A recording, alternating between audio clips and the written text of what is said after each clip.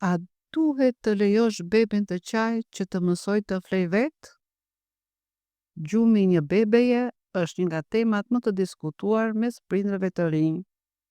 Një nga pyetjet më të zakonshme është: a duhet ta lë të qaj që të mësoj të flej vetë?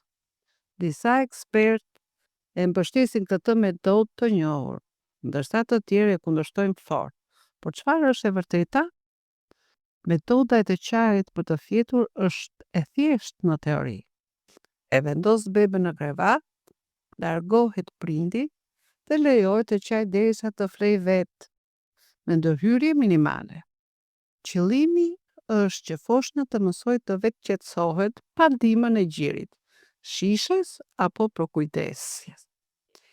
Disa prindër thonë se kjo funksionon pas disa netësh.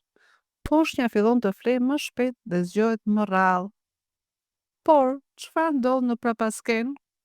Disa studime sugjerojnë se të qarat e zgjatura mund të çojnë në rritje të kortizolit, hormonit të stresit, dhe se kjo mund të ndikojë në zhvillimin emocional të foshnjës. Nga ana tjetër, bebet janë të ndryshme. Disa qajnë për pak minuta dhe pastaj flen. Të tjera bëhen edhe më të shqetësuar edhe ka nevojë për përqafim, zë të butë dhe siguri. Prindërit duhet të kuptojnë ritmin dhe ndjeshmërinë e bebes së tyre. Është e rëndësishme të dihet se fëmijët nuk bëjnë manipulim. Ata qajnë sepse është mënyra e tyre për të komunikuar, për të thënë kam nevojë për ty. Lënia e bebes të qaj nuk është çështje force apo qëndrueshmërie, por një vendim që kërkon vlerësim të kujdesshëm dhe ndjeshmëri. Ka metoda të tjera që ndihmojnë beben të flenë pa e lënë të qaj e vetmuar.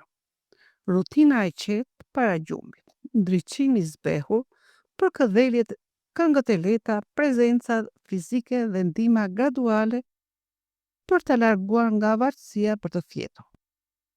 Këto metoda kërkojnë më shumë duri, por ruajnë lidhjen emocionale me foshnjën. Në fund, nuk ka një mënyrë të vetme që funksionon për të gjithë. Çdo familje duhet të gjejë rrugën që përputhet më mirë me nevojat e tyre dhe bebes. Por gjithmonë vendimet më të mira merren me zemër, me informacion dhe me ndjeshmëri. Gjumi është i rëndësishëm, por edhe ndjeshmëria e një prindri është çelësi për një fëmijë të sigurt e të qetë.